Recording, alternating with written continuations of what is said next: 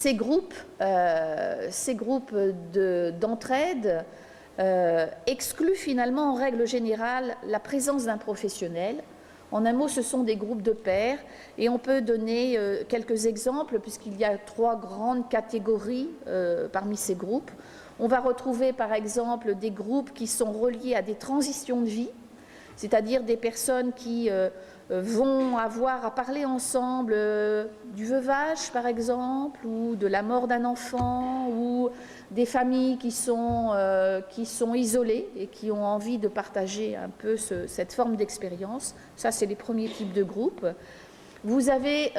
et dans cette première type de groupe d'ailleurs, il faut mettre ce qui existe très fortement au Canada mais qui n'existe pas en France, ce sont par exemple les groupes de pères qui partagent la séparation d'avec leur enfant et qui partagent donc les mêmes difficultés à le vivre. Et les groupes d'entraide de pairs au Canada sont très fortement implantés, alors qu'en France, nous n'avons que très peu ce type de groupe. Mais c'est généralement sans la présence d'un professionnel. La deuxième catégorie, ce sont les groupes de personnes qui se trouvent confrontées à des problèmes de santé mentale ou à des problèmes tels que, je pense, aux familles d'adultes alcooliques, par exemple, où on va retrouver là, au cœur de ces groupes, la dimension évidemment parfois morbide, mais en tous les cas la dimension médicale et la dimension problème de santé. Et puis vous avez un troisième type de groupe que l'on trouve beaucoup, qui sont les groupes de soutien et de lutte contre le stress, c'est-à-dire personnes qui, par exemple, se remettent d'une dépression ou les personnes qui sont dans des conditions de travail difficiles et qui vont s'organiser pour pouvoir un petit peu pouvoir élaborer autour de ces situations pénibles. Donc vous voyez que les groupes de soutien, on pourrait évidemment en trouver beaucoup. Il y a un groupe d'entraide, pardon. Il y a un groupe d'entraide qui marche beaucoup à Nantes, dans le département où je suis. Ce sont des groupes d'entraide de parents adoptifs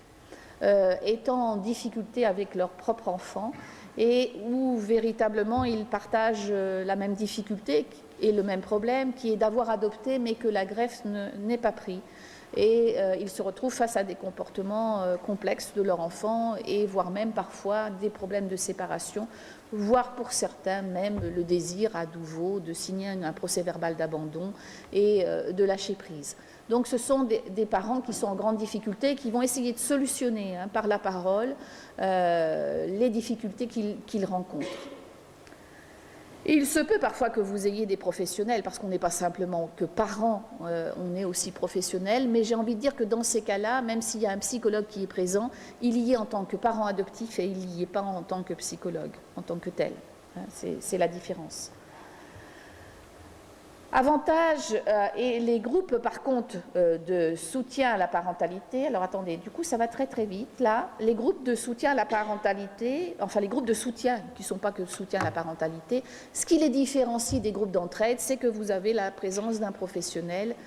qui là est porteur du projet de regrouper les personnes autour de la parole en grande partie. Donc vous voyez, dans les uns il n'y a pas de professionnel, dans les autres il y a un professionnel. Il est bien évident que ces différents types de groupes présentent des avantages et des inconvénients. Présence d'un professionnel, on peut se dire que du coup, il y a là la présence presque d'un tiers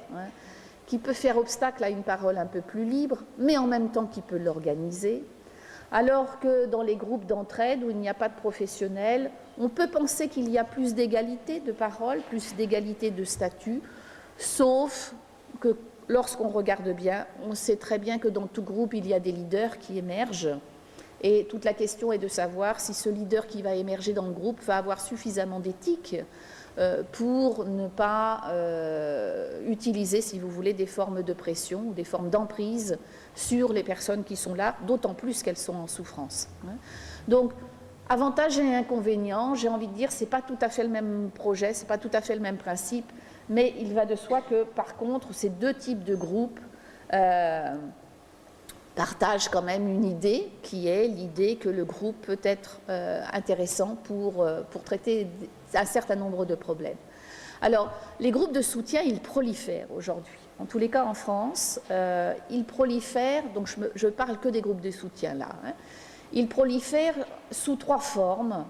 et ce ne sont quand même pas les mêmes types de groupes. Il y a des groupes, j'ai envie de dire, qui s'organisent essentiellement avec un professionnel sous le mode de l'information. Par exemple,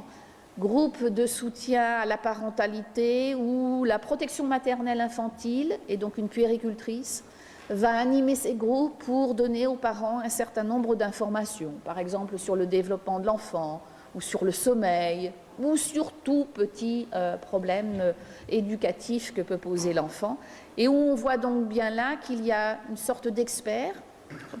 Donc la puéricultrice fait même parfois intervenir le médecin ou un enseignant ou quelqu'un de spécialiste en tous les cas sur la thématique choisie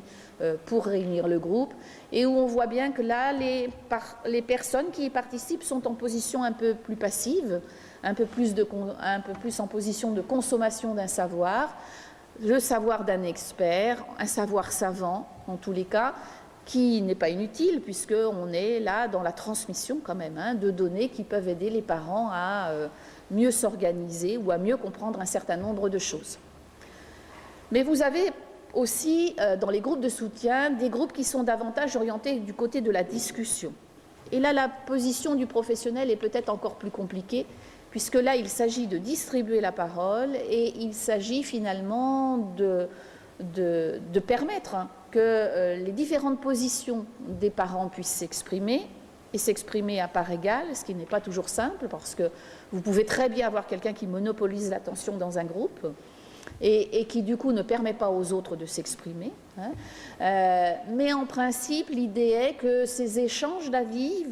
vont permettre à chaque parent de se décaler par rapport au sien propre, ou d'enrichir son propre avis, ou de le confirmer si jamais il avait des doutes, ou voire même de le remettre en question. Donc on est plus dans une discussion là où on est sur un processus égalitaire finalement de mise à plat un petit peu des avis.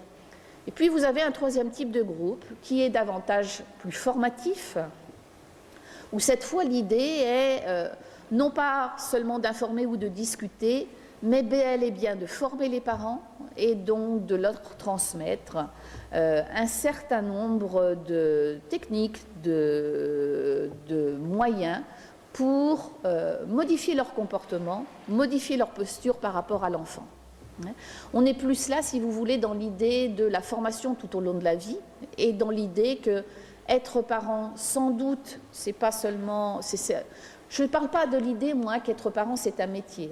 mais néanmoins, c'est une expérience, en tous les cas, qui parfois nécessite d'accumuler un certain nombre de savoirs pour pouvoir s'ajuster au comportement de l'enfant qui peut parfois paraître étrange, en tous les cas nouveau, et qui peut laisser un peu démunis. Donc là, c'est l'idée qu'on va